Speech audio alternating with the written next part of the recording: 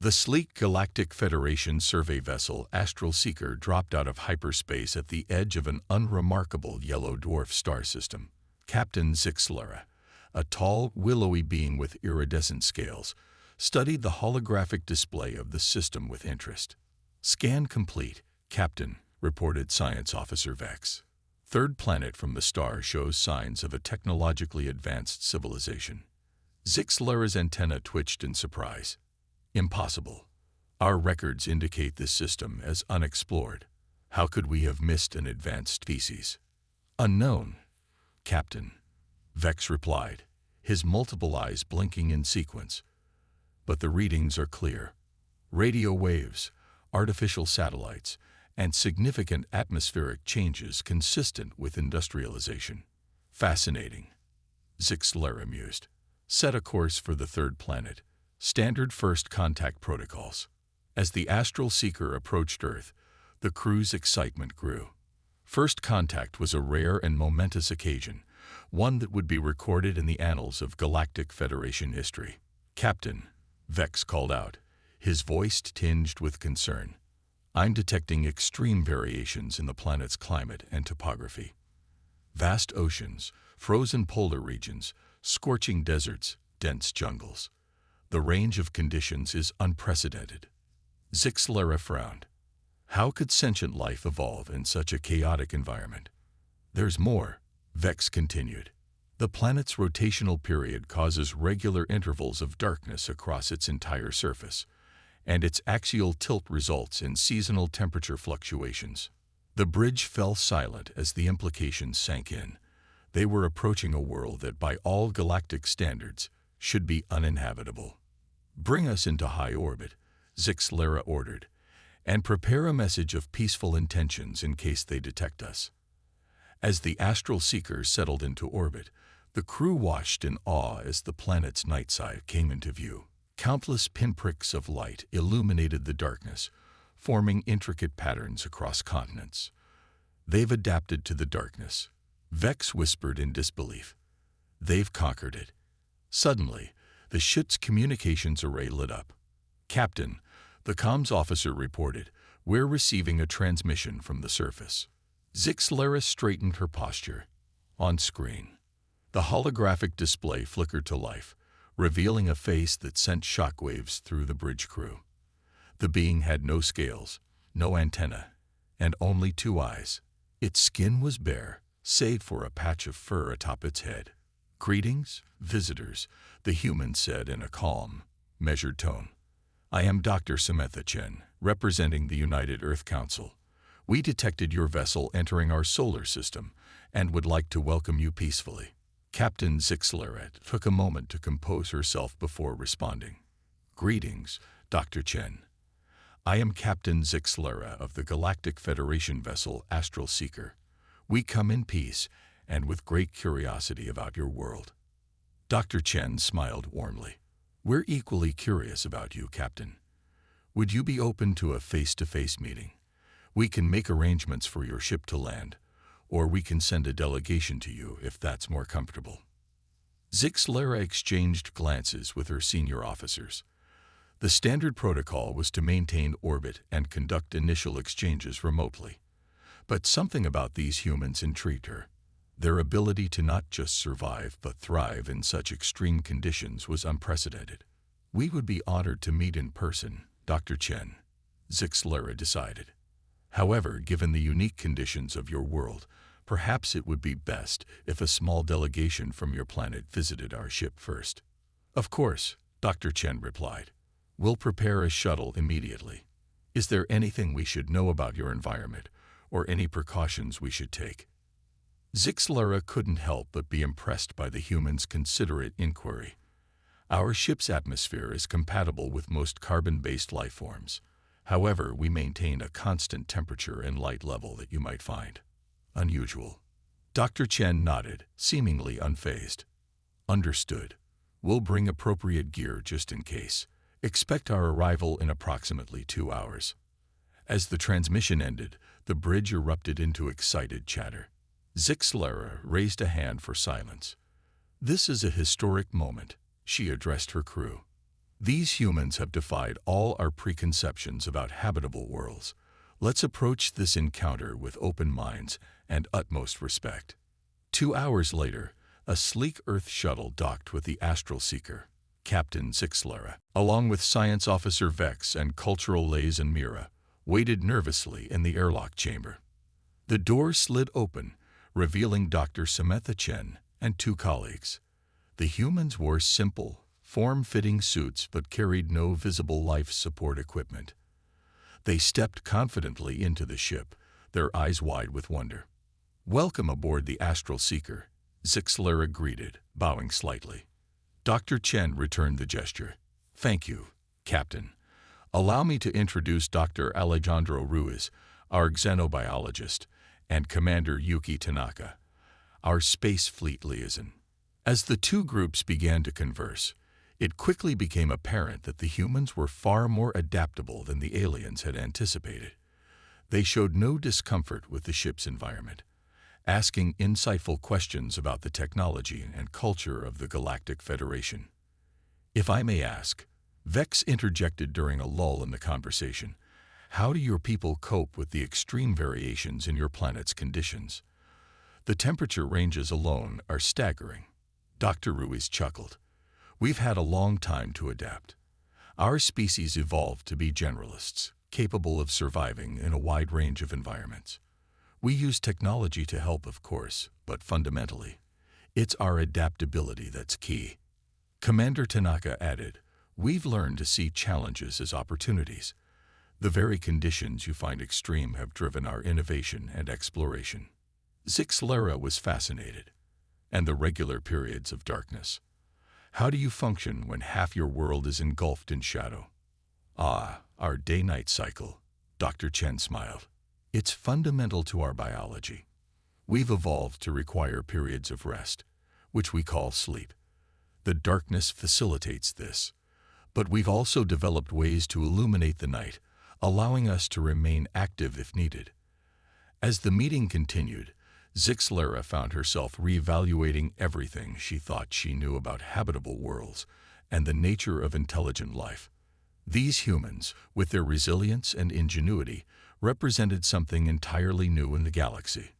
"Dr. Chen," Zixlara said as the meeting drew to a close, "I believe your world and your people have much to offer the Galactic Federation. With your permission, I'd like to extend an official invitation for Earth to begin the process of joining our interstellar community." The humans exchanged excited glances. Dr. Chen turned back to Zixlara with a broad smile. "Captain, on behalf of Earth, we would be honored to accept. I believe this is the beginning of a remarkable journey for both our peoples." As the human delegation prepared to return to their shuttle, Zixlara watched them with a mixture of admiration and anticipation. The galaxy was about to change, and these extraordinary beings from a world of extremes would be at the heart of it all. Cultural exchange. As news of Earth's invitation to join the Galactic Federation spread, both humans and aliens eagerly prepared for increased interaction. The Astral Seeker remained in orbit, serving as a temporary embassy, while plans for a permanent diplomatic outpost were underway. Captain Zixlara stood before a group of nervous-looking crew members. "I understand your concerns," she addressed them, her scales shimmering under the ship's constant illumination. "But this cultural exchange program is crucial for building understanding between our peoples. You've all volunteered for this, and I commend your bravery."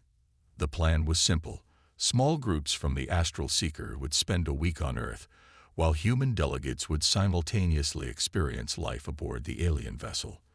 What wasn't simple were the myriad cultural and biological differences they were about to encounter. As the first group of aliens prepared to depart for the surface, Dr. Chen provided a final briefing. "Remember, Earth's gravity is likely stronger than you're used to. Move slowly at first, and don't be alarmed by the changing light levels. We call it day and night." The aliens nodded, their expressions a mix of excitement and apprehension.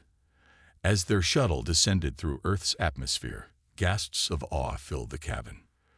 The planet's surface was a patchwork of colors and textures.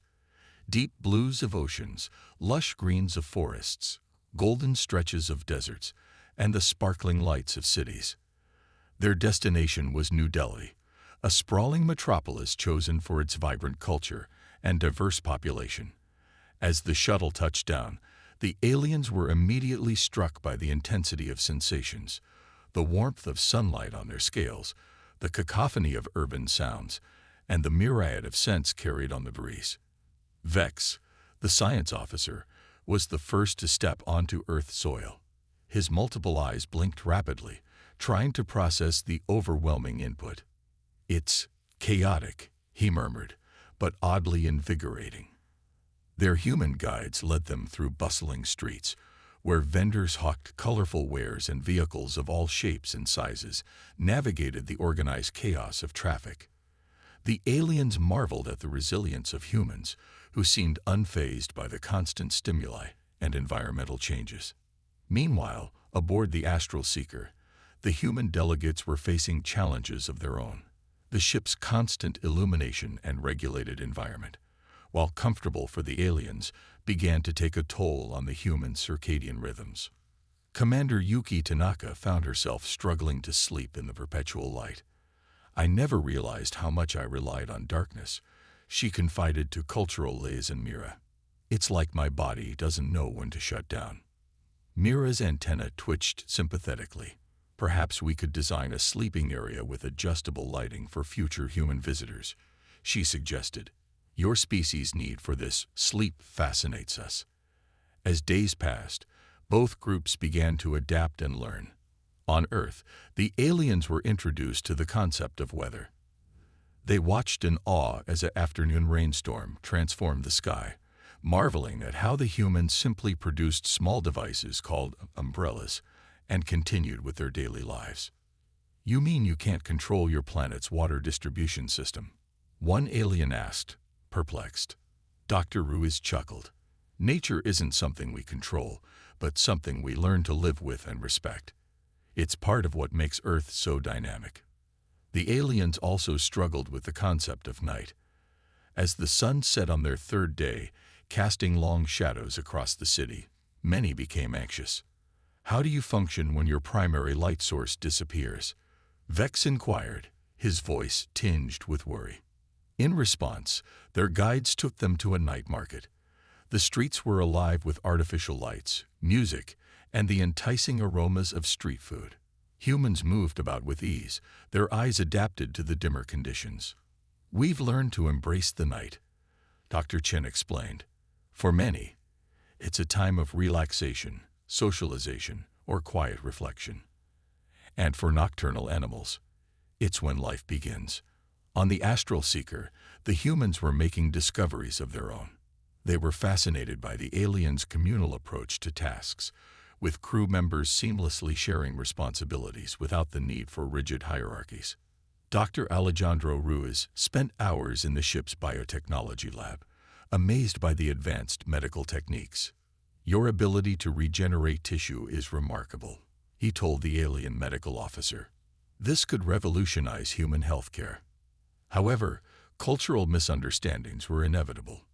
During a shared meal, Commander Tanaka unknowingly offended several alien crew members by asking for a napkin, a concept the aliens found disgusting, as they believed in sonic cleaning methods.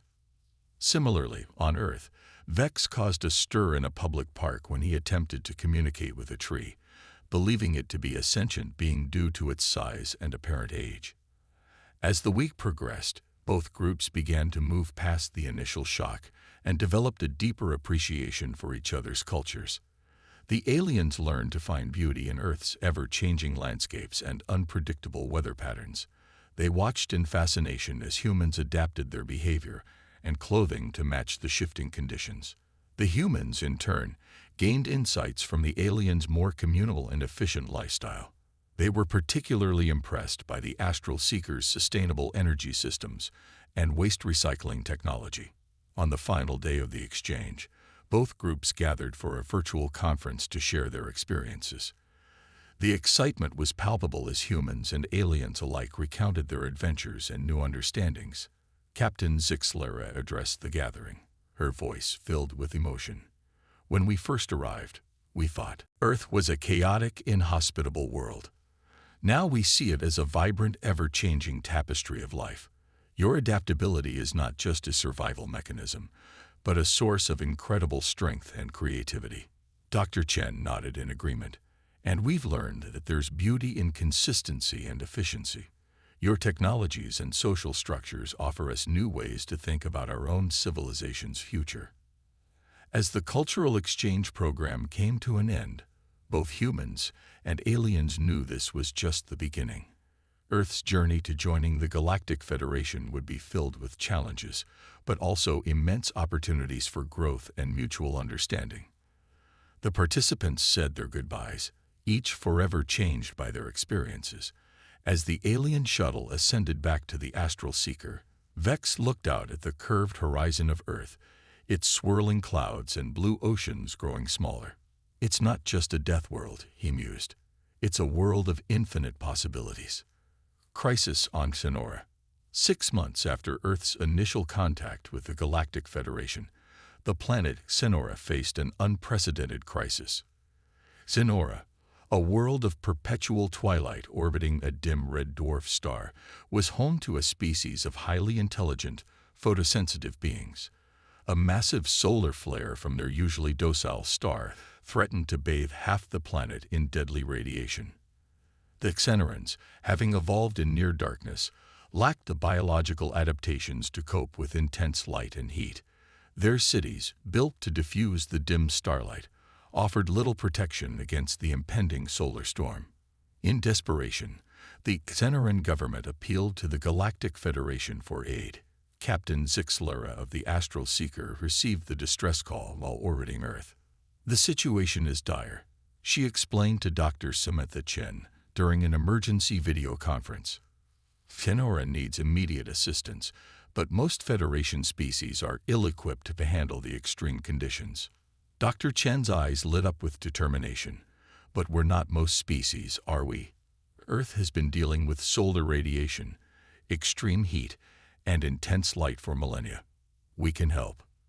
Within hours, a joint Earth Federation task force was assembled. A team of human scientists, engineers, and disaster relief specialists boarded the Astral Seeker, bringing with them equipment designed to withstand Earth's harshest environments. As they approached Sonora, the humans got their first glimpse of the alien world. The planet was a sphere of deep purples and blues, its surface dotted with bioluminescent cities that pulsed like heartbeats in the darkness. Dr. Alejandro Ruiz, now serving as Earth's xenobiology expert, briefed the team. The Xenorans have never experienced anything brighter than twilight. Their eyes are hypersensitive, and their skin has no natural protection against UV radiation. Our priority is to shield them and their infrastructure from the incoming solar storm. Commander Yuki Tanaka, leading the human contingent, nodded gravely. We've brought experimental force field technology developed for our Mars colonies. If we can adapt it to cover Xenora's major population centers, we might be able to deflect the worst of the radiation. As the Astral Seeker entered Sonora's orbit, the situation below was chaotic. Millions of Xenorans were attempting to flee to the planet's dark side, causing massive traffic jams and overwhelming emergency services. The human team, donning protective suits to shield themselves from Sonora's unfamiliar atmosphere, shuttled down to the surface. The Xenorans, tall, slender beings with large opalescent eyes, regarded the Earth team with a mixture of fear and hope. "We've never seen creatures like you," the Xenoran leader, Premier Lux, said in awe. "Your eyes are so small, yet you move with such confidence in this brightness." Commander Tanaka smiled reassuringly. "We're here to help, Premier Lux. Can you show us to your primary power distribution centers?" As the human team worked tirelessly to set up the force field generators, the edge of the solar storm began to reach Sonora. The sky, usually a canvas of soft starlight and nebulae, began to shimmer with otherworldly auroras. "It's beautiful," Dr. Chen murmured, then shook herself. "But deadly. We need to hurry." The humans' experience with harsh environments proved invaluable.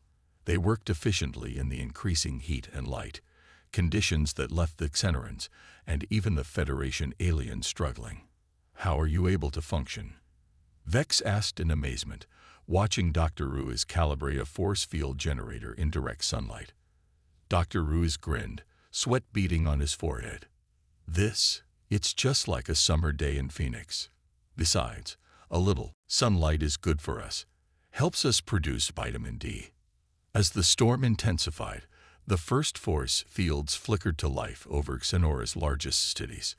The Xenorans watched in awe as the deadly radiation was deflected, creating shimmering domes of safety.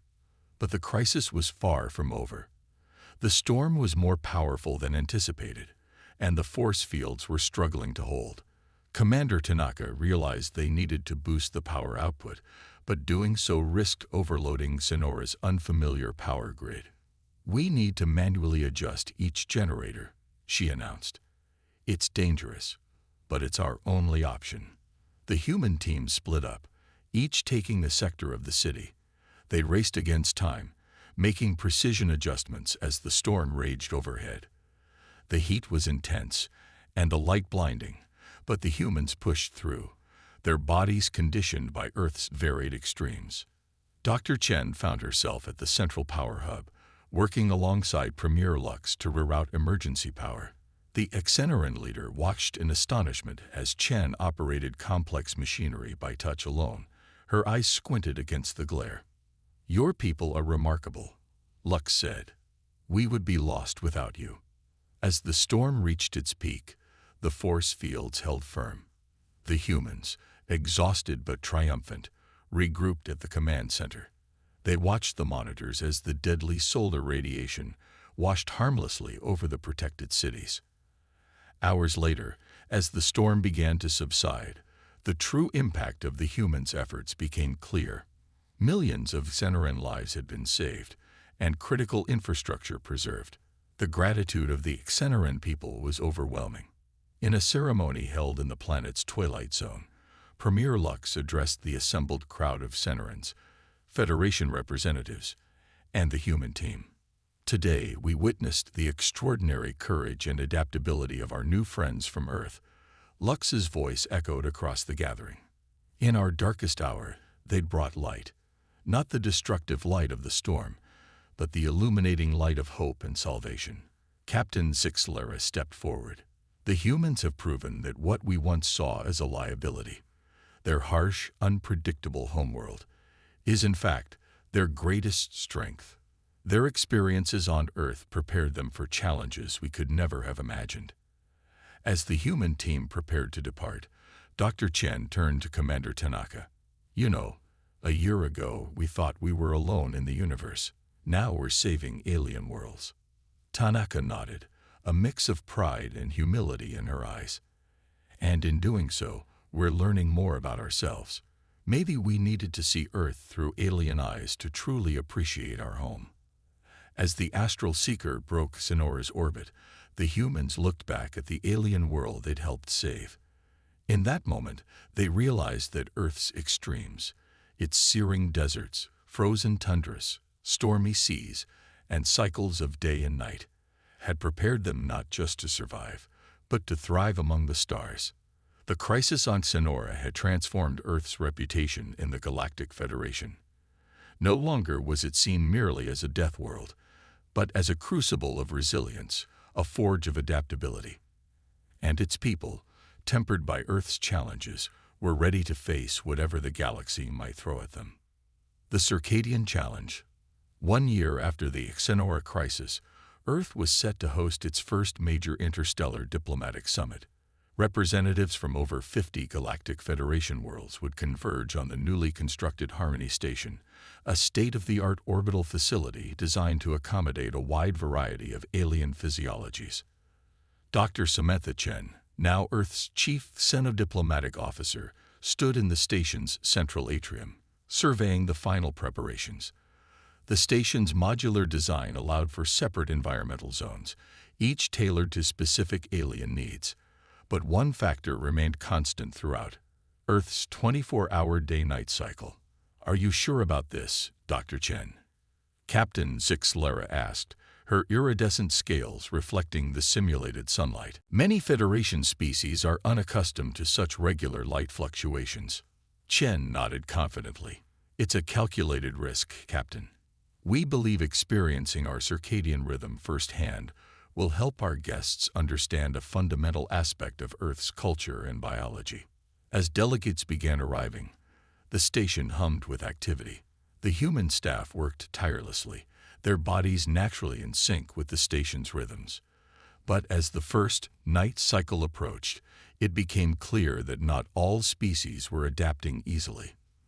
The Lumini, a species of bioluminescent floating orbs, became agitated as the lights dimmed. Their translator squawked anxiously. Why does the energy disappear? Is this a malfunction? Nearby, a group of Chronos, timekeeping savants from a world of precise atomic regularity, huddled in confusion. Our internal chronometers are desensing, one complained. How can you function with such imprecise temporal demarcation?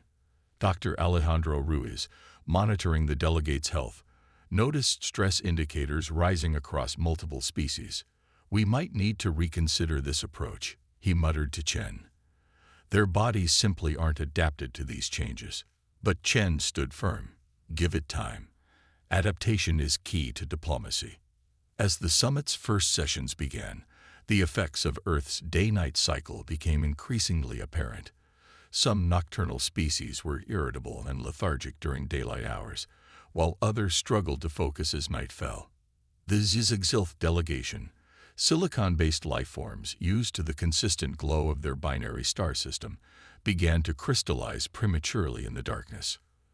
Emergency heat lamps had to be installed in their quarters to prevent permanent solidification. Even Captain Zixlera found herself yawning involuntarily as night fell, a behavior she'd never experienced before. Is this normal? She asked Commander Tanaka, covering her mouth in embarrassment. Tanaka chuckled. Perfectly normal. Your body is telling you it's time to rest. But not all effects were negative. The Florians, a plant-based species, discovered that the alternating light cycles accelerated their cognitive processes. We have never experienced such clarity of thought. Their ambassador announced excitedly, leaves quivering. As the days progressed, tensions rose. Sleep-deprived delegates made careless remarks, leading to diplomatic faux pas. The Kronos accused Earth of attempting to destabilize negotiations through temporal warfare. The Lumini threatened to withdraw entirely, claiming the darkness was in form of sensory deprivation torture. Dr. Chen watched in growing alarm as her grand experiment teetered on the brink of disaster. Maybe we've pushed too far, she admitted to her team. We need to find a solution. Fast. It was a junior human aide who provided the spark of inspiration. What if we lean into our adaptability? She suggested. Instead of forcing everyone to adhere to our cycle, we show them how we've learned to adapt to different environments on Earth. Chen's eyes lit up. Brilliant. Let's give them a tour of Earth's extremes, in a controlled, safe way. Over the next few days, the summit schedule was radically altered. Delegates were invited to experience simulations of Earth's varied environments and how humans had adapted to them. They witnessed the midnight sun of Arctic summers and the weeks-long darkness of Antarctic winters. They marveled at how coastal humans altered their schedules based on tides and how desert dwellers became nocturnal in the hottest months. You see, Dr. Chen explained to the assembled delegates, Earth's cycle isn't rigid. We've learned to be flexible, to adapt our rhythms to our environment. This adaptability is what we bring to the Galactic Federation. The Chronos were particularly impressed by the precision of human-made atomic clocks. Perhaps there is merit in balancing natural rhythms with technological precision, their leader conceded. The Lumini, after experiencing a bioluminescent algal bloom, gained a new appreciation for Earth's darkness. We see now that darkness is not the absence of light, but a different form of expression, they hummed. Even the Zizixilth found inspiration in Earth's geothermal vents, seeing parallels to their own silicon-based biology. As the summit drew to a close, the mood had shifted dramatically. What had begun as a near disaster had transformed into a profound learning experience for all involved. In the final session, the Galactic Federation Council announced a unanimous decision. Earth would be granted full membership, with a special advisory role on adaptive strategies for emerging civilizations. Captain Zixlara, addressing the assembly, summed up the prevailing sentiment. We came here seeing Earth's cycles as a challenge to overcome. We leave understanding that this very adaptability is humanity's greatest gift to the stars. As the delegates prepared to depart, many were overheard making plans to visit Earth's surface, eager to experience its diverse environments firsthand. Dr. Chen, exhausted but elated, stood with her team as they watched the alien ships depart. "We did it," she breathed. "We showed them who we really are." Commander Tanaka nodded, a proud smile on her face. "And in doing so, we've secured humanity's place in the galaxy. Our journey's just beginning." As Harmony Station rotated, the simulated sun began to set once more. But this time, aliens and humans alike paused to watch in appreciation, understanding now that this cycle of light and dark was not just a planetary quirk, but a symbol of humanity's endless capacity for adaptation and growth. A new understanding. 5 years after Earth's admission to the Galactic Federation, the planet had become a hub of interstellar cultural exchange and scientific innovation. The initial fears and misconceptions about Earth's deadly environment had given way to fascination and respect for humanity's adaptability. On a crisp autumn morning in Geneva, Dr. Samantha Chen stood before the newly inaugurated Galactic Embassy, a stunning structure that seamlessly blended Earth architecture with alien aesthetic influences. Today marked the opening of the first-ever Galactic Adaptive Research Institute, GRI, a joint venture between Earth and its cosmic allies. As Chen prepared to address the assembled crowd of humans and extraterrestrials, she reflected on the journey that had brought them to this point. The crisis on Sonora, the challenging summit on Harmony Station, and countless smaller incidents had all contributed to a new understanding between Earth and the galaxy at large. Distinguished guests, fellow Earthlings, and our honored allies from across the stars, Chen began, her voice carrying across the plaza. Today, we celebrate not just the opening of an institution, but the dawn of a new era of cooperation and mutual growth. In the front row, Captain Zixlara, now the Galactic Federation's ambassador to Earth, nodded approvingly. Beside her sat representatives from dozens of worlds, including the Xenorans, Lumini, and even the once skeptical Cronus. GRI represents our shared commitment to turning challenges into opportunities, Chen continued. Here, we will study how life adapts to extreme conditions, not just on Earth, but across the galaxy. Our goal is to develop solutions that will help all our species thrive, no matter the environment. The Institute's first projects were already underway. One team was working on adaptable habitats that could withstand a wide range of planetary conditions, inspired by Earth's varied ecosystems. Another was studying human circadian rhythms to develop better solutions for long-term space travel. As Chen spoke, screens around the plaza displayed images of recent collaborative achievements. There was footage of human scientists working alongside Xenorans to develop advanced radiation shielding technology. Another clip showed Lumini researchers partnering with Earth marine biologists to explore the depths of Earth's oceans, their bioluminescence lighting up the abyssal darkness. But perhaps our greatest achievement, Chen said, her voice filled with emotion, has been the bridges we've built between our cultures. We've learned that our differences are not obstacles, but sources of strength and innovation. She gestured to a group of alien exchange students, each wearing an environmental suit tailored to their unique physiologies. These brave individuals have chosen to study on our extreme world, embracing our day-night cycles, our weather patterns, and even our gravity. In return, they've shared insights that have revolutionized our understanding of the cosmos. The crowd murmured appreciatively. Many remembered the initial shock and fear that had greeted the first alien visitors. Now, the sight of extraterrestrial beings strolling through Earth's cities or working in its laboratories had become wonderfully commonplace. And we, too, have ventured out, Chen continued. Humans now serve on Federation peacekeeping missions, lending our adaptability to crisis situations across the galaxy. Our engineers are helping to terraform worlds once thought uninhabitable, using lessons learned from Earth's harshest environments. She paused, looking out at the diverse assembly. But we haven't forgotten our roots. As we reach for the stars, we're also applying our new knowledge here at home. Federation technology is helping us combat climate change, restore damaged ecosystems, and create more sustainable ways of living. As if on cue, a gentle rain began to fall. Chen smiled, remembering how this simple meteorological event had once sent alien visitors into a panic. Now many of the extraterrestrials simply opened umbrellas or activated personal force fields, as comfortable with Earth's weather as any human. Let this rain symbolize the fertile ground of our continued cooperation, Chen said, raising her voice slightly.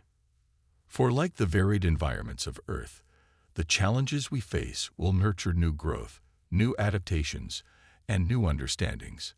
As Chen concluded her speech, the crowd erupted into applause, a mix of human clapping, alien tentacle waving, and various other species-specific gestures of approval. The plaza was alive with a sense of hope and possibility. Later, as the formal ceremonies wound down, Chen found herself standing with Captain Zixlera, watching the mingling crowd of humans and aliens.